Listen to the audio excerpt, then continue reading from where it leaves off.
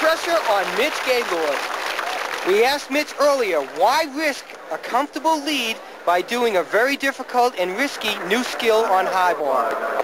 Anytime you have a big release like that, it's got to be in your mind that, you know, there's a chance. It's a big risk factor, and I'm the kind of guy, I like taking the risks because I just think that's where the sport's at. I like the excitement of the sport, and I'm willing to take those risks. And hopefully, by doing this more and more in pressure situations, it won't become such a risk. But it was very risky earlier in his career with the Gaylord 1. He missed it in many competitions, so he took it out of his routine. But he's back here at the NCAA Championship with a new version of this Gaylord flip named the Gaylord 2. And we'll be seeing it in one of the biggest competitions of his life. If he misses it, Daggett's going to be right there. Here it comes.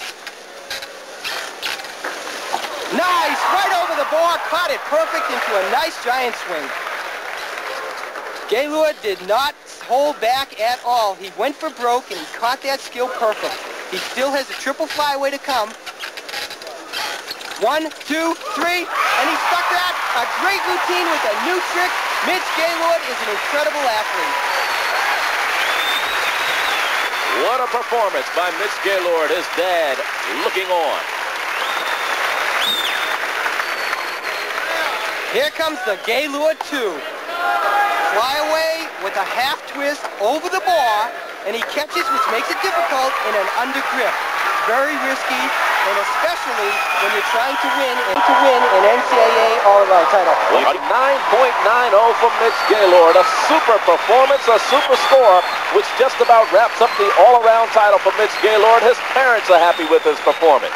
And meanwhile, this is Terry Bartlett from Penn State. Just moments ago, he competed in the floor exercise, and his performance moved Penn State into second place in the team qualifying standings. He came out with a 9.70. Capping this fine exercise with a beautiful double back somersault. Terry Bartlett of Penn State, who has led his team into second place in the team qualifying standings.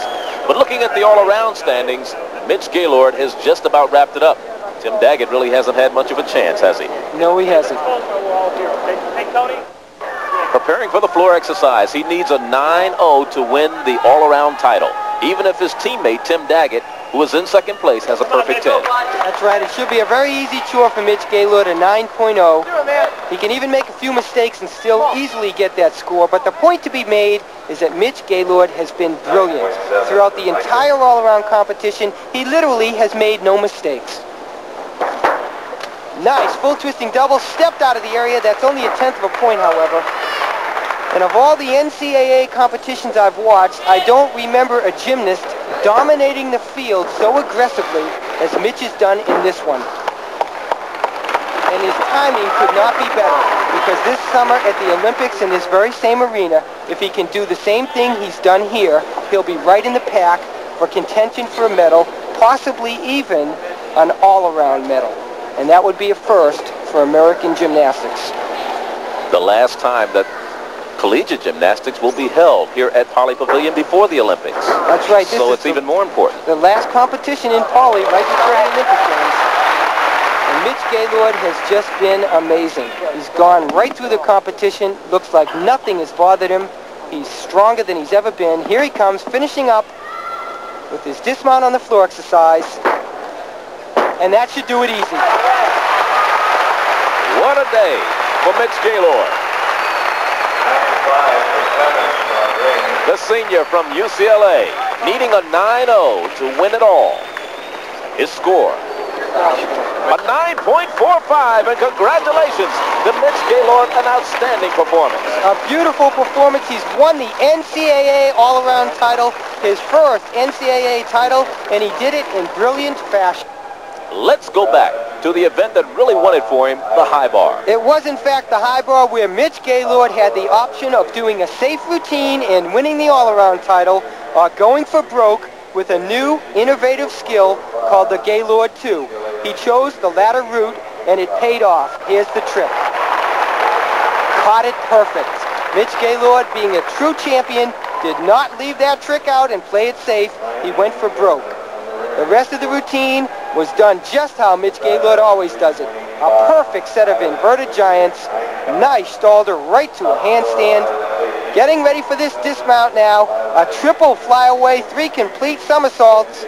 1, 2, 3. Beautiful. And it earned him a 9.9. Our Kathy Johnson is down on the floor with Mitch Gaylord now. Well, Mitch, this competition's history, and you've done 6 for 6. What do you think this means for the Olympics?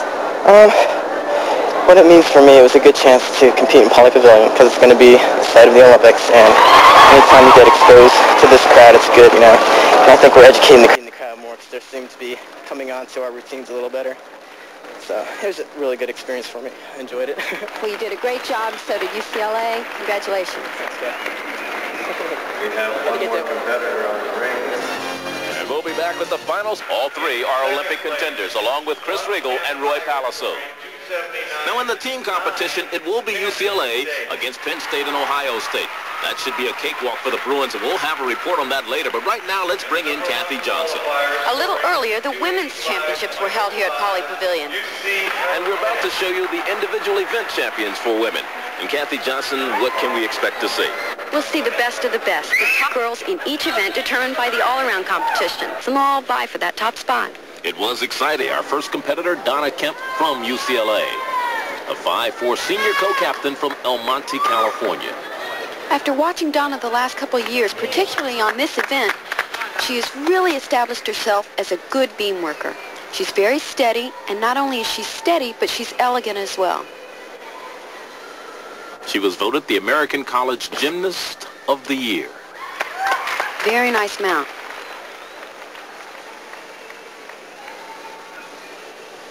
And setting up for 3 back handsprings. Very nicely done. She's off to a good start. She looks very determined. Full turn. Now watch this turn. Full turn right to a scale. That's a risk you don't have to take.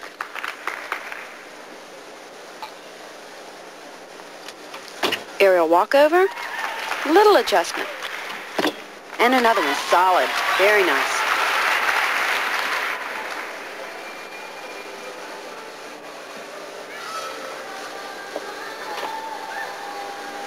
Donna's had a very good year of competition. And she's finishing it up right here. Nice straddle split. Certainly is. Her last event as a collegian. That's right. I think she's putting a lot extra into this one. Now, preparing for a dismount. Back walkover, back handspring, and a full.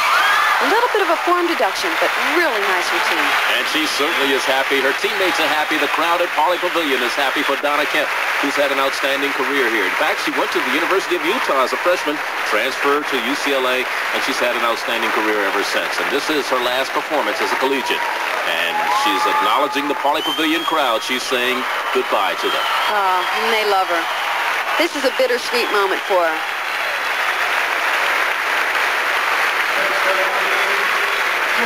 Donna Kemp, 9.40. That's a little bit low. I think the judges are leaving room for the rest of the competitors, though. We'll have to see how the other scores go. Crowd didn't like it. She had a few deductions there, but that was a little tight. Donna Kemp from UCLA, her last performance as a collegiate. Bye, gymnastics. Goodbye, Donna. And now we get ready for Linda Cardos from the University of Utah, co-captain, 3-time All-American, 3-time member of the U.S. national team.